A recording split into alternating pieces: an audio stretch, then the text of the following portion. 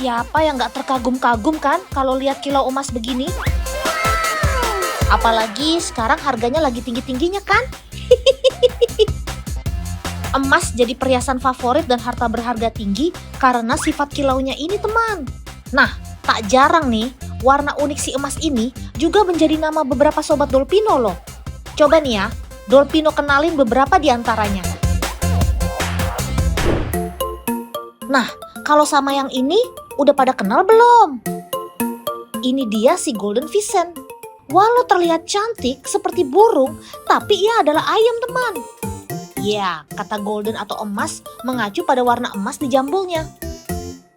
Uniknya, warna Golden Vixen jantan justru lebih cantik dan lebih berwarna dibandingkan betinanya. Mereka akan memamerkan keindahan bulunya untuk memikat perhatian betinanya. Udah sob, udah. Emasnya nggak usah dipamer-pamerin gitu ah.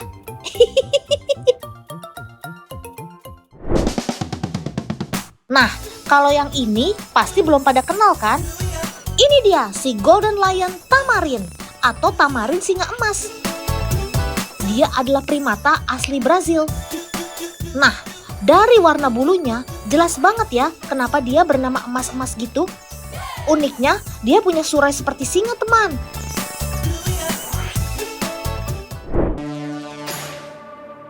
Yang paling terkenal tentu aja si Golden Eagle ini nih.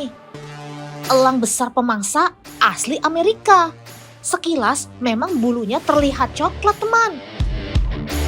Tapi kalau terkena cahaya matahari kayak gini, baru deh kelihatan bulu di kepalanya bersinar seperti emas. Tak hanya itu, elang ini mampu terbang dengan kecepatan 240 km per jam dan memangsa hewan besar seperti rubah atau kambing. Weh, kalem-kalem, kamu punya kualitas tinggi kayak emas beneran ya, sob. Nah, sekarang nih, Dolpino mau ketemu sama satu sobat lagi yang terkenal karena warna emasnya.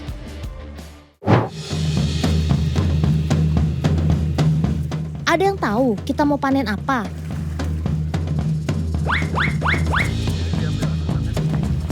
Ya, benar. Ini sahabatnya Om Tukul juga loh. Tukul Arwana.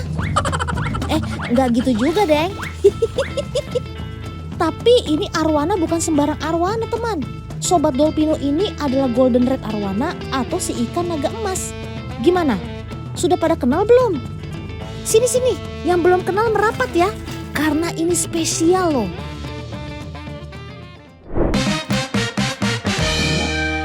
Dolpino jauh-jauh datang ke Riau khusus tengokin yang satu ini.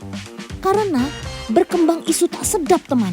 Ada yang mengatakan bahwa arwana Golden Red adalah milik negara Malaysia. Jangan pada heboh ya. Tenang dulu, ambil nafas biar Dolpino jelasin sejelas-jelasnya. Arwana Golden Red atau biasa disebut ikan naga emas ini merupakan ikan endemik Riau dan statusnya pun sudah dipatenkan di Swiss. Jadi sobat Dolpino ini adalah Indonesia punya. Sementara serupa tapi tak sama, milik negara tetangga adalah jenis arwana Golden Crossback. Dulu arwana ini banyak didatangkan dari Malaysia dan diternak secara massal untuk kebutuhan penghobi di Indonesia. Jadi dua ikan ini berbeda ya, teman. Jangan dipukul sama. Berabe kan jadinya? Pada umumnya arwana Asia memiliki warna keperak-perakan, tapi tidak pada ikan naga emas ini. Sejak anakan, sobat Dolpino ini sudah memiliki warna emas di tubuhnya, dengan dipertegas warna ekor yang kekuningan. Lihat, cantik banget bukan? Gak heran deh kalau mereka disebut rajanya ikan hias. Nah, mumpung Dolpino sedang di tempat budidayanya, jangan sampai kelewatan. Oh iya teman, panen anakan arwana di sini menggunakan sistem panen tua ya. Maksudnya anakan ikan yang dipanen biasanya sudah menetas dengan kantung telur yang sudah mengecil. Hal ini dilakukan untuk meminimalisir anak arwana mati ketika dipindahkan ke akuarium. Sehingga kalau ada telur arwana yang belum menetas atau menetas muda, biasanya paman-paman ini akan melepasnya kembali dan menunggunya selama 1-2 minggu hingga mereka siap dipanen. Indukan jantan arwana cenderung punya rahang lebar untuk menyimpan telur di mulutnya atau lebih dikenal dengan istilah mouth breather. Tugas tersebut dilakukan indukan jantan selama hampir 2 bulan tanpa memakan apapun sampai telurnya menetas. Hebat bukan Sobat Dolpino ini? Tidak hanya menjaga kelangsungan hidup calon anak-anaknya, tapi dia juga rela tidak makan demi mereka loh. So sweet banget sih kamu Sob.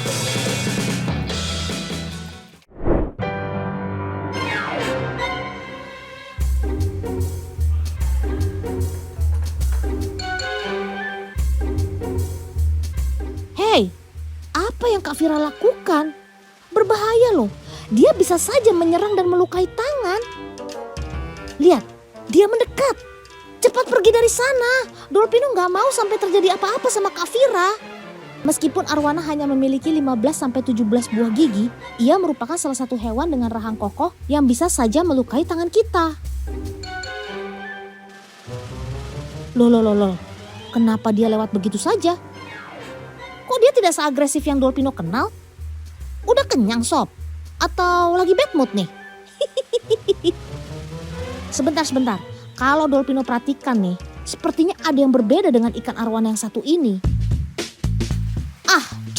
Dolpino tahu, pasti dia memiliki kelainan pada penglihatannya teman. Makanya dia tidak terlalu agresif ketika ada makanan di depannya. Lihat, sampai-sampai Kak Vira harus menyuapinya seperti itu ya.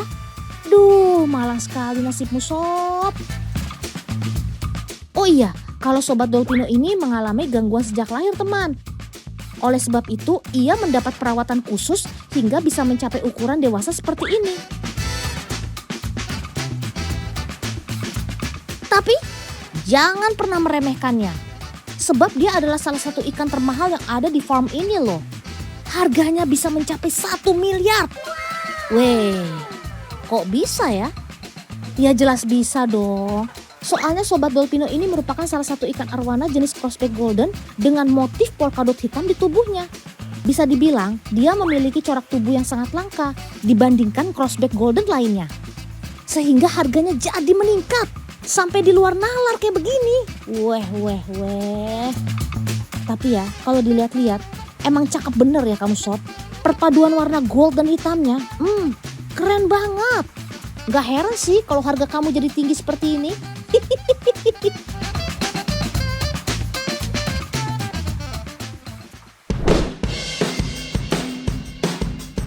Salah satu farm di Riau yang masih membudidayakan ikan naga emas ini adalah Itialong Arwana Persada milik Pak Yusuf.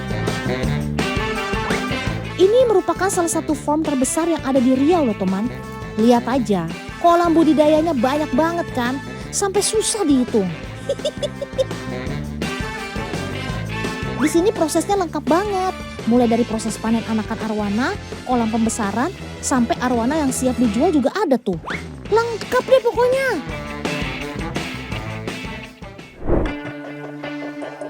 Ada apa ini? Kalian kenapa Sob? Apa yang terjadi? Sepertinya ada yang tidak beres. Dolpino harus cari tahu nih penyebabnya.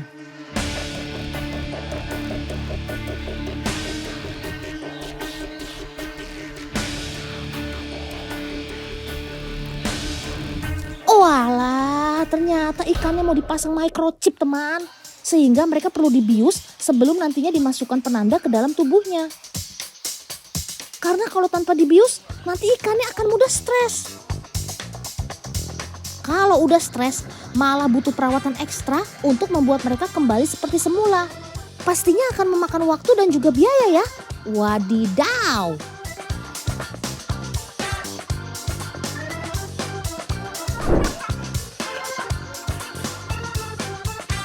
Pemasangan microchip memang sudah lumrah di dunia perikanan, terutama ikan arwana ini ya teman. Sederhananya nih, alat ini adalah KTP-nya ikan arwana. Sobat Dolpino ini termasuk ke dalam satwa yang dilindungi. Sehingga kalau ditemukan ikan arwana dijual tanpa chip, maka dapat berujung pada tindak pidana loh. Ih, serem kan? Gak main-main, proses pendataan microchip ini juga diawasi langsung oleh Kementerian Kelautan dan Perikanan atau KKP setempat. Jadi para pemilik arwana akan didampingi oleh pihak terkait. Pemasangan microchip ini bukan hal yang mudah. banyak resiko yang bisa saja terjadi, terutama bagi kelangsungan hidup si arwana. Mulai dari cacat, bahkan yang terparah bisa menyebabkan kematian.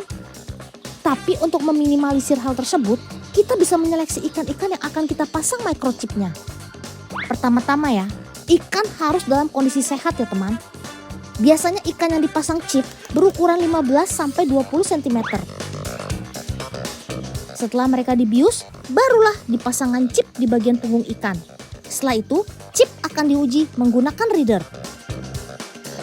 Kalau berhasil, ikan langsung dimasukkan ke dalam air khusus yang telah diberi antiseptik agar tidak mengalami infeksi.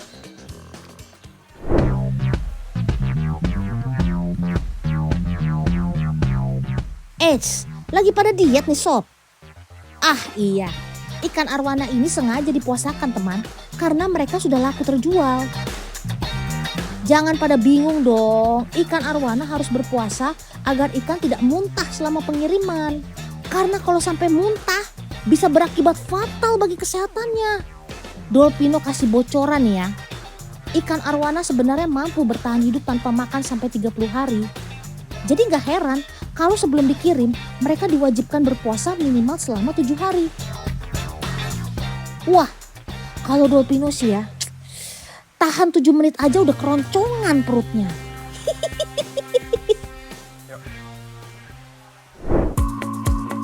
Oh ya teman, dari sekian banyak anak arwana yang lahir, tidak menutup kemungkinan kalau ada juga yang mengalami kelainan atau cacat seperti ini loh. Banyak faktor yang membuat mereka terlahir tidak sempurna. Salah satunya karena kelainan genetik. Ada yang memiliki kepala 2, ada yang badannya dempet, dan masih banyak lagi. Meskipun mereka terbilang cacat, tapi di form ini mereka tetap dirawat dengan baik. Bahkan ada beberapa dari mereka yang berhasil melewati masa-masa sulit dan tumbuh dewasa menjadi ikan arwana bernilai jual tinggi. Seperti yang satu ini teman. Lihat bagian sirip di bagian ekornya. Unik bukan? Sirip yang harusnya menyatu seakan-akan terpotong dan terpisah menjadi 2 bagian. Mari kita bandingkan dengan ikan arwana lain ya teman. Dari sini pasti terlihat jelas perbedaannya ya. Kalau sudah dewasa seperti ini, harga ikan arwananya bisa mencapai 20 bahkan 30 juta per ekornya loh. Weh.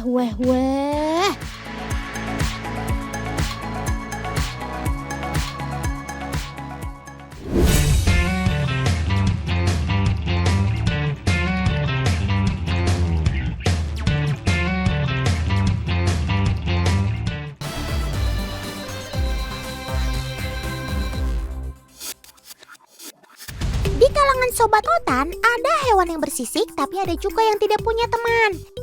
Sisik adalah kepingan keras yang tumbuh pada bagian kulit. Sisik juga tentu saja memiliki beragam fungsi. Mulai dari perlindungan, penyamaran, hingga membantu si hewan dalam pergerakannya. Kali ini Otan mau ceritain nih berbagai keunikan dari sisik yang dimiliki oleh sobat-sobat Otan.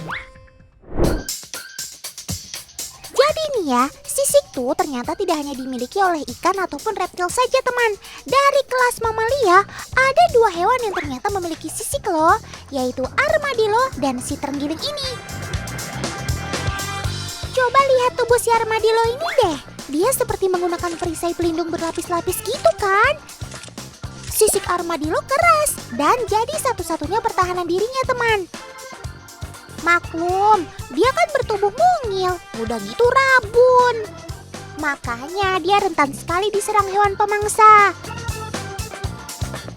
Uniknya, sisik armadillo yang berlapis ini rupanya bertujuan agar dia masih bisa bergerak leluasa. Dia jadi bisa menggulung badannya menjadi bola untuk melindungi bagian bawah tubuhnya yang rentan dari serangan musuh. Makanya, keunikan perisai alami si armadillo ini jadi inspirasi pembuatan baju sirah para kesatria kerajaan. Tuh, jadi bebas bergerak kan dan tetap aman terlindung. Cakep! Ngomong-ngomong, mana si terenggiling ya? Awas sob, hati-hati! Sepertinya si landak tidak ragu-ragu mau menyerang kamu sob. Kalau sampai tertusuk duri-durinya, bisa gawat. Eits, tenang aja. Jangan panik. Terenggiling kan juga memiliki sisik di sekujur tubuhnya, teman. Perhatikan deh, sisiknya jelas terlihat rapi memenuhi seluruh bagian tubuhnya kan? Jika ada ancaman seperti ini, terenggiling akan memaksimalkan sisik kulitnya untuk melindungi tubuhnya dari gigitan ataupun tusukan. Sisiknya ini keras loh teman, karena terbuat dari keratin, yaitu material yang sama seperti pembentuk kuku dan tanduk. For your information, setiap jenis terenggiling memiliki jumlah sisik yang berbeda-beda teman. Manis culionensis atau terenggiling Filipina tercatat memiliki jumlah sisik yang terbanyak, yaitu 940 buah. Luar biasa!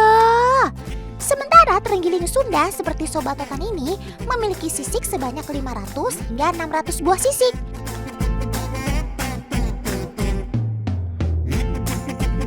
Si bayi terenggilingnya lucu banget. Kamu kecil-kecil juga sudah bersisik lengkap ya sob? Jumlah sisiknya ini akan bertambah jumlah dan ukuran seiring bertambahnya usia teman. Dan bobot sisiknya saja ternyata seberat 20% dari total berat badannya. Meskipun sangat berat, fungsi dan kekuatan tamengnya ini bukan kaleng-kaleng. Ikan teri, ikan cucut. Yuk mari kita lanjut. Kalau tadi kita bahas fungsi sisik untuk perlindungan dari bahaya, nah sekarang Otan mau bahas fungsi unik lainnya ya. Fakta unik yang kedua, ini dia sisik si buaya. Sebagai reptil, tentu kulit buaya juga diselimuti sisik yang pastinya tebal dan keras. Eits, tapi tebal bukan berarti kebal rasa ya. Ternyata sisik kulitnya gak cuma berfungsi jadi zirah, tapi juga sangat sensitif terhadap tekanan dan getaran teman. Menurut ensiklopedia, di setiap lempeng sisik kulitnya terdapat organ bernama integumentary sensor organs alias ISO. ISO ini merupakan bintik hitam yang sangat peka terhadap perubahan gerakan sekecil apapun. Pekanya macam sensor mobil buat anti nabrak gitu deh. Bahkan digadang-gadang jauh lebih sensitif dari jaringan syaraf peraba pada ujung jari manusia ketika menyentuh. Cakep! Pantes saja, tuh lihat, pas ada ayam jatuh di dekat mereka, langsung memicu reaksi berantai dari seluruh kawanan buayanya untuk menggigit. Jadi sisik kamu gak cuma tebal dan keras untuk jadi tameng perlindungan ya sob, tapi juga sekaligus untuk sensor gerakan untuk mendeteksi mangsa. Nah kerennya lagi, sisik si buaya ini juga berfungsi untuk kendali mengatur suhu tubuhnya teman. Kermaks, keren maksimal. Sisik kulit buaya ini juga ternyata membentuk motif yang luar biasa indah teman. Bagi manusia, pola di kulit mereka ini jadi bernilai seni tinggi. Makanya banyak kulit buaya dijadikan tas atau dompet kulit karena bentuk pola dari sisiknya itu. Kasihan sekali kamu sob. Kelebihanmu sekaligus jadi kemalangan nasibmu. Mamalia udah, reptil udah. Sekarang Otan mau bahas keunikan yang ketiga yaitu sisik pada burung. Kalian gak salah denger kok. Iya, burung ternyata juga memiliki sisik loh. Hanya saja terletak di bagian kakinya, bukan di sekujur tubuhnya. Secara prinsip, sisiknya memang untuk lapisan perlindungan kakinya agar tidak terluka saat berburu mangsa. Seperti elang bido ini misalnya. Kakinya tidak hanya kuat mencengkram si kobra mangsanya, tapi juga terlindungi dari bahaya gigitan bisanya karena dibantu dengan adanya sisik di kakinya. Nah, kalau burung yang lebih besar seperti si burung onta dan kasuari ini, sisik kakinya terlihat lebih jelas kan? Untuk beberapa jenis burung, sisik kakinya bahkan berfungsi juga untuk mencegah dehidrasi teman. Jadi mereka bisa melepas panas berlebih melalui kakinya. Mantul, mantap betul. Dan kalau di ayam, Kulit cekernya bahkan bisa dimaksimalkan jadi kerajinan sepatu kulit seperti ini. Tuh kan, kalau dilihat-lihat, tekstur sisiknya dan motifnya benar-benar mirip sisik reptil ya. Cakep. Wih, cakep-cakep banget nih aksesorisnya. Tapi pada percaya nggak kalau aneka kalung, anting, dan gantungan ini terbuat dari limbah sisik ikan? Wah, nggak nyangka kan? Aksesoris ini rupanya terbuat dari sisik ikan kakatua atau ikan kakap. Soalnya sisiknya terkenal kuat dan besar, teman. Eits, tapi ini udah nggak bau amis kok, karena sudah dicuci bersih dan mengalami proses pewarnaan. Tuh kan, yang tadinya limbah ternyata bisa disulap jadi kerajinan tangan cantik.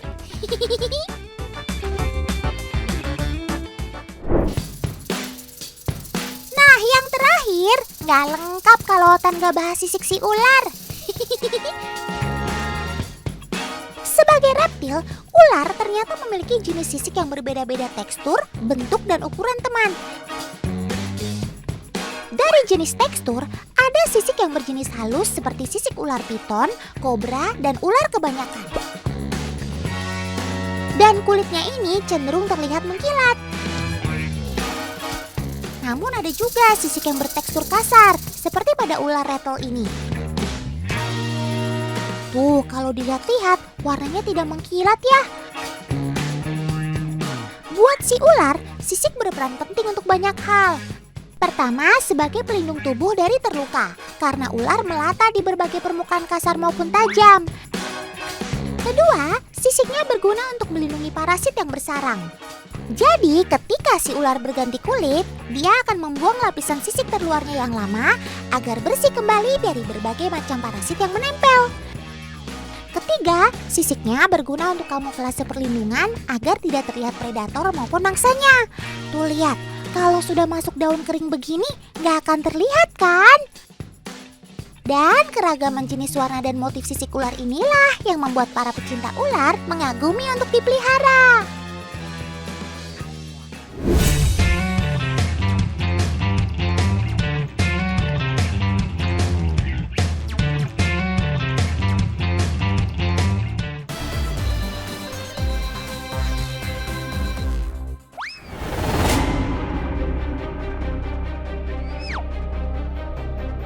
Oh ya sob, walaupun bulu babi ini tenang dan cukup lambat, tapi kalian harus tetap waspada ya. Jika terkena durinya, bisa bahaya loh. Ih, serem. Salah satunya juga yang satu ini, teman. Warnanya cantik dan menawan ya. Cuma jangan terkecoh. Duri-durinya itu cukup berbahaya loh. Oh ya, kalian tahu nggak? Si berduri ini nggak punya mata loh. Tapi mereka tetap bisa melihat karena punya molekul pekat cahaya yang ada di kaki tabung dan pengintai di antara duri mereka.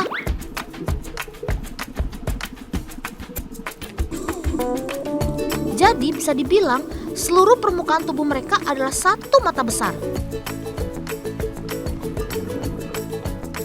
Buah mangga, buah duren, kamu memang keren.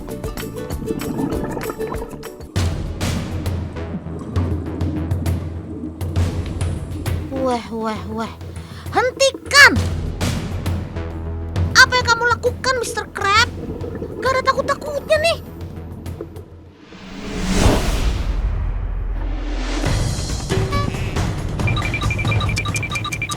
Bisa-bisanya makhluk berduri dan beracun itu kamu culik.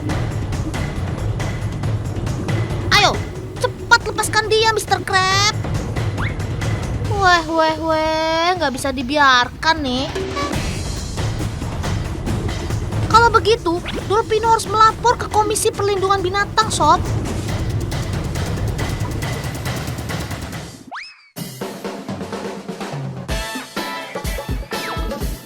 Weh, si landak laut sepertinya tenang-tenang aja nih.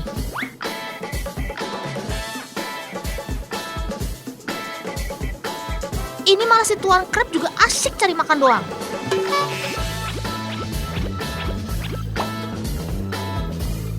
Weh, rupanya kalian ini bersahabat toh. Maaf, Dolpino jadi salah sangka nih.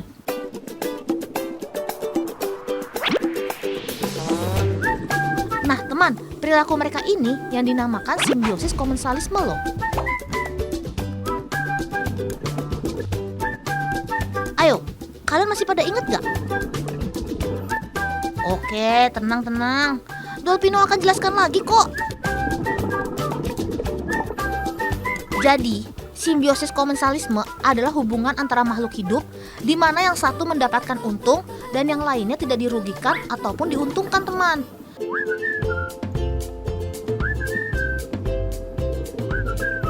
Nah, si Tuan Crab ini pihak yang mendapatkan untung loh. Kalian tahu kenapa? Yap, sebab Mr. Kepiting ini mendapatkan perlindungan dengan menggendong si landak laut.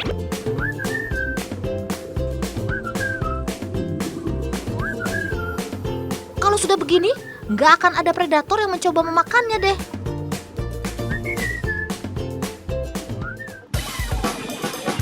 Jadi bisa makan dengan tenang dong. Weh. Cerdas juga kamu, Sob.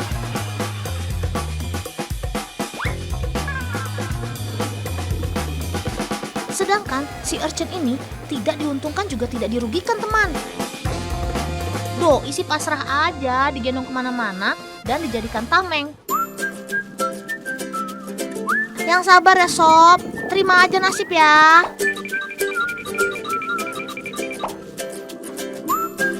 Teman, ada juga loh krustasea lain yang punya sahabat unik seperti Mr. Crab ini.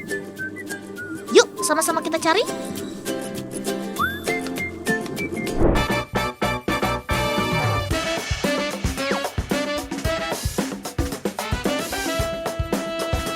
Itu loh udang yang tinggalnya di dalam pasir dan hobinya mengangkut pasir kayak begitu.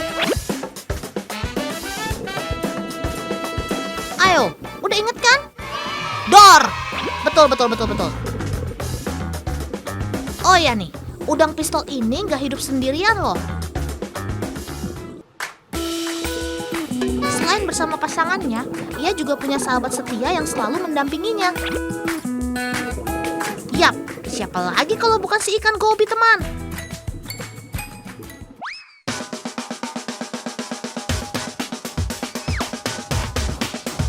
Mereka ini saling bahu-membahu untuk bekerja sama satu sama lainnya.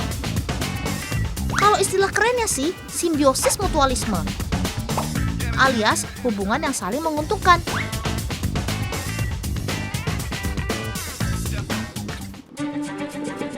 Teman, kalau Dolpino perhatikan, apanya yang saling menguntungkan ya? Dari tadi si Gobi cuma santai dan cari makan aja nih. Coba bandingkan dengan si udang pistol. Dari tadi keluar masuk lubang untuk membangun sarang mereka. Pokoknya sibuk banget deh. Udang pistol ini memang rajin banget, teman. Cuma ia punya satu kekurangan loh. Udang pistol ini penglihatannya tidak begitu bagus.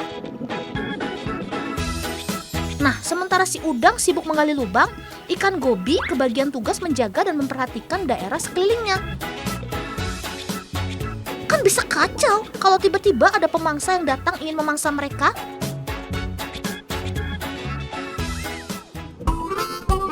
Makanya, begitu merasa ada tanda-tanda pemangsa yang datang, ikan gobi akan menggoyangkan bagian belakang tubuhnya dan langsung masuk ke dalam lubang.